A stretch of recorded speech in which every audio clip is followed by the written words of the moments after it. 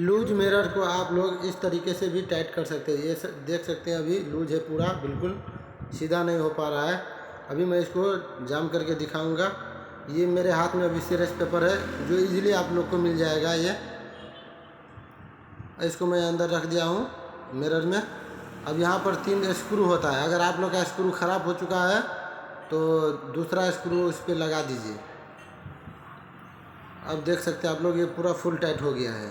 Video को like ज़रूर करें।